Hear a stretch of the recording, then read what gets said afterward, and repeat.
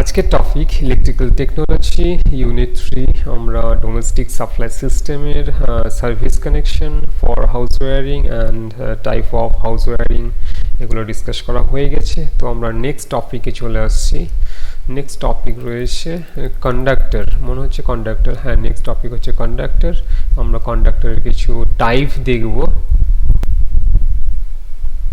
কন্ডাক্টরের type আমরা এখানে দেখতে পাচ্ছি solid conductor, stranded conductor, bundle conductor. এগুলো তোমরা সেকেন্ড ইয়ারে আবার ডিটেলসে জানতে পারবে। তো এখানে কিছু বেসিক একটা কনসেপ্ট দিয়ে দিচ্ছি।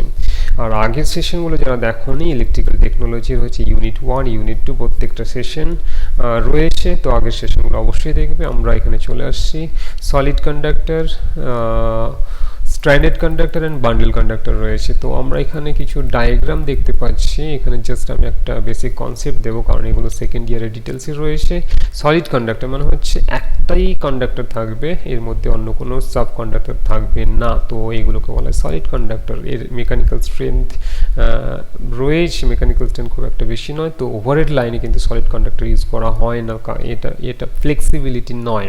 যেমন স্ট্র্যান্ডেড কন্ডাক্টর, এর মধ্যে অনেকগুলো নাম্বার অফ কন্ডাক্টর রয়েছে, এর মধ্যে মেকানিক্যাল স্ট্রেংথ অনেক বেশি, এর ফ্লেক্সিবল হওয়ার জন্য আমরা কি হয় ওভারহেড লাইনে স্ট্র্যান্ডেড কন্ডাক্টর ইউজ করা হয়। যেমন এই যে এটা একটা high voltage conductor, overhead line stranded conductor, বিভিন্ন লেয়ার রয়েছে, এই যে লেয়ারগুলো রয়েছে একদম ভেতরের যে কন্ডাক্টর এগুলো হচ্ছে স্টিল রেনফোর্স কন্ডাক্টর ইউজ করা হয়। এগুলো হচ্ছে মেকানিক্যাল স্ট্রেংথকে ক্যারি করার জন্য। এর ফুল ফর্মটা হচ্ছে এসিএস এর কন্ডাক্টর, মানে অ্যালুমিনিয়াম কন্ডাক্টর স্টিল রেনফোর্স। মানে বাইরের যে লেয়ারগুলো হচ্ছে অ্যালুমিনিয়াম, ভেতরের লেয়ারগুলো হচ্ছে স্টিল রেনফোর্স। তো সেটা ডিপেন্ড করবে হচ্ছে এখানে কতগুলো লেয়ার রয়েছে। এখানে ফর্মুলা রয়েছে, আমরা দেখতে পাচ্ছি এখানে একটা ফর্মুলা রয়েছে। Individual conductor 3n into n+1+1, nটা হচ্ছে নাম্বার অফ লেয়ার, আর এটা হচ্ছে টোটাল নাম্বার অফ কন্ডাক্টরের ফর্মুলা, আর এটা হচ্ছে ডায়ামিটারের ফর্মুলা 2n + 1 ইন্টু ডিটা হচ্ছে ডায়ামিটার অফ কন্ডাক্টর, আর এনটা হচ্ছে লেয়ার। তো এইগুলো রয়েছে। এটা হচ্ছে স্ট্যান্ডার্ড কন্ডাক্টর, যে নাম্বার অফ লেয়ারের উপর ডিপেন্ড করে total number of single conductor আমরা বের করতে পারবো। তো এইগুলো হচ্ছে স্ট্যান্ডার্ড কন্ডাক্টর রয়েছে। আরেকটা আমরা কন্ডাক্টর দেখব, খুব ইম্পর্টেন্ট, বান্ডেল কন্ডাক্টর হচ্ছে নাম্বার অফ স্ট্যান্ডার্ড কন্ডাক্টর একসাথে 3টে সাব কন্ডাক্টর হতে পারে। এখানে মিনিমাম দুটো থেকে স্টার্ট হয়, 2, 3, 4 এইভাবে নাম্বার অফ ভোল্টেজের উপর ডিপেন্ড করে number of bundle sub conductor. এই যে এগুলো ওভারহেড লাইনে তোমরা যদি অবজার্ভ করো তাহলে দেখতে পাবে যে একই ফেজের মধ্যে মিনিমাম দুটো হয়, 3টে হয়, 4টে হয়, 6টা হয়, এইভাবে নাম্বার অফ সাব কন্ডাক্টরগুলো বাড়তে থাকে। ডিপেন্ড করে হচ্ছে ভোল্টেজ রেটিং এর উপরে ডিপেন্ড করবে। আর এইগুলোকে বলে স্পেসার, মানে কন্ডাক্টরগুলো যাতে কাছাকাছি না চলে আসে এই জন্য স্পেসার সিম গ্যাপটাকে মেনটেন করা হয়। নেক্সট আমরা চলে আসবো হচ্ছে ফিউজ। ফিউজ আমরা সকলেই জানি, ফিউজ ডোমেস্টিক পারপাসে যে কোনো ইন্ডাস্ট্রিতে যে কোনো প্যানেলে ফিউজ ইউজ করা হয়। ফিউজ হচ্ছে একটা protective device connected in series with circuit. When fault occur in it melts and break the circuit, মানে যখন কোনো ফল্ট হয়, যখন কোনো শর্ট সার্কিট ফল্ট হতে পারে, ওভারলোড ফল্ট হতে পারে, মানে যখন এক্সেসিভ কারেন্ট ফ্লো করবে তখন ফিউজটা মেল্ট করে গিয়ে টোটাল অ্যাফ্লুয়েন্সগুলোকে প্রোটেক্ট করবে। তো ফিউজটাকে কিভাবে কানেক্ট করা হয়, ফিউজটা হচ্ছে সবসময় লাইভ অথবা ফেজ ওয়্যারের সাথে কানেক্ট করা হয়, নিউট্রালের সাথে কানেক্ট করা হয় না, এটা মনে রাখতে হবে। নেক্সট হচ্ছে কতগুলো কমন, মানে খুব ইম্পর্টেন্ট কতগুলো ফিউজের নাম রয়েছে। এখানে দেখতে পাচ্ছি রিওয়ারেবল অথবা কিটক্যাট ফিউজ, যেটা হচ্ছে আমরা আমাদের আগেকার দিনে আমরা ডোমেস্টিক পারপাস ইউজ করতাম, তো এখন এমসিবি চলে এসছে কিটক্যাট ফিউজের জায়গায়। নেক্সট হচ্ছে কার্টিজ ফিউজ হচ্ছে যে কোনো motor, air conditioner, refrigerator, pump আর হচ্ছে industries as well as home distribution প্যানেলের ক্ষেত্রে ইউজ করা হয়। কার্টিজ ফিউজটা ইউজ করা হয়, এর কারেন্ট রেটিং হচ্ছে অনেক বেশি, আপ টু হচ্ছে 600 অ্যাম্পিয়ার। এগুলো হচ্ছে ডোমেস্টিকে ইউজ করা হয় না। নেক্সট হচ্ছে হাই রাপচারিং ক্যাপাসিটি, যেটাকে এইচআরসি ফিউজ বলা হয় থাকে। এইচআরসি ফিউজ হচ্ছে ট্রান্সফর্মার, মোটর আর হচ্ছে অটোমোবাইল প্রোটেকশন পারপাস ইউজ করা হয় এইচআরসি ফিউজ। এদের কারেন্ট রেটিংটা অনেক বেশি, হাই কারেন্ট রেটিং এর ক্ষেত্রে ইউজ করা হয়। নেক্সট আমরা চলে আসবো হচ্ছে মিনিয়েচার সার্কিট ব্রেকার, যেটাকে বলা হয় এমসিভি।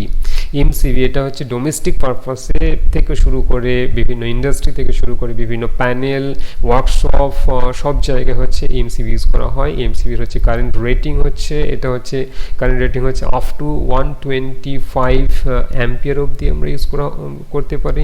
এমসিবির যখন এই কারেন্ট রেটিংটা এক্সিড করে যায় তখন চলে আসবে এমসিসিবি। এটা হচ্ছে এমসিবির মতোই, সেটা হচ্ছে এমসিসিবি বলা হয়, moulded case circuit breaker.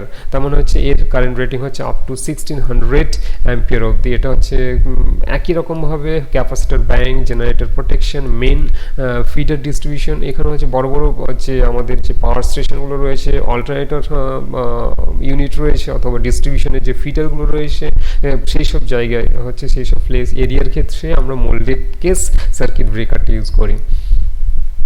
Next হচ্ছে residual current circuit breaker, RCCB.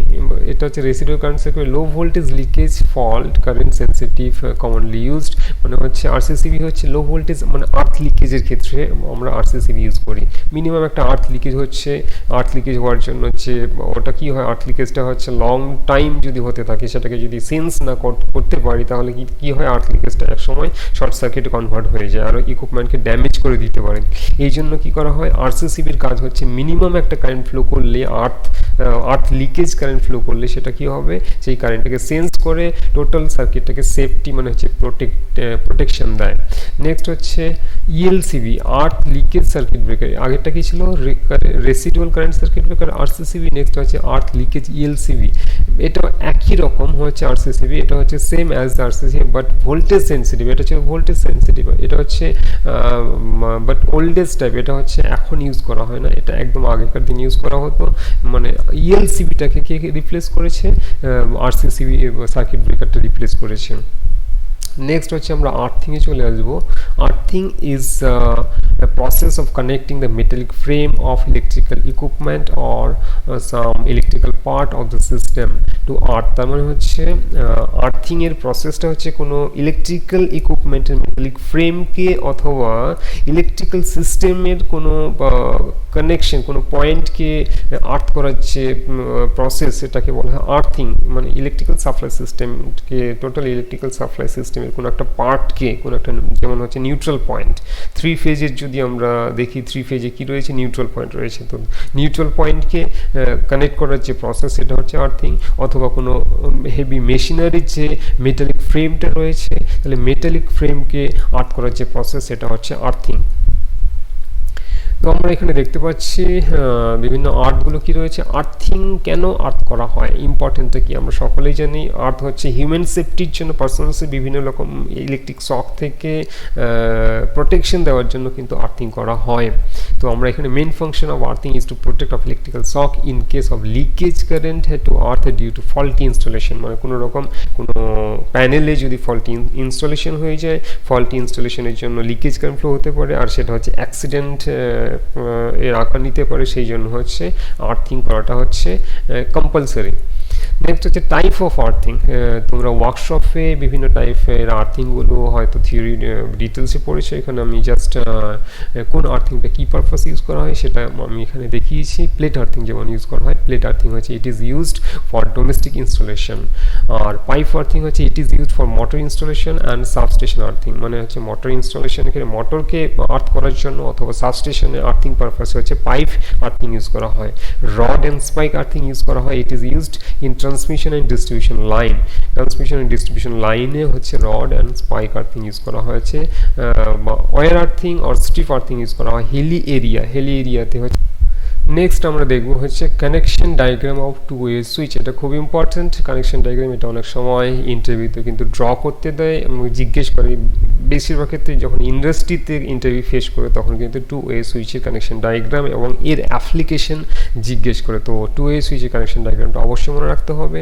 আমরা এখানে দেখতে পাচ্ছি এটা নিউট্রাল, এটা ফেজে আমরা দেখতে পাচ্ছি S1 মানে হচ্ছে সাপোজ ধরো 2 ওয়ে সুইচটা হচ্ছে আমার কমন অ্যাপ্লিকেশন হচ্ছে আমরা স্টেয়ার মানে স্টেয়ার কেস ইউজ করা হয় সিঁড়িতে, মানে হচ্ছে একটা নিচে থাকবে একটা হচ্ছে সিঁড়ি একদম উপরে থাকবে। তো S1 মানে সুইচ 1 এ কি হয়, এই যে ফেজটা রয়েছে সুইচ 1 মানে সাপোজ ধরো আমার এটা অন কন্ডিশনে রয়েছে, তাহলে এটা যদি অন কন্ডিশনে রয়েছে তাহলে এখানে S2 টা অফ কন্ডিশনে রয়েছে।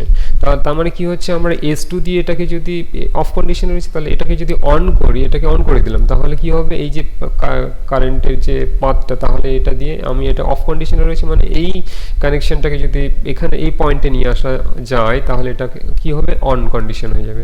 অন কন্ডিশন মানে হচ্ছে তখন লাইনটা কি হবে কারেন্ট ফ্লো করবে, ল্যাম্পটা জ্বলবে।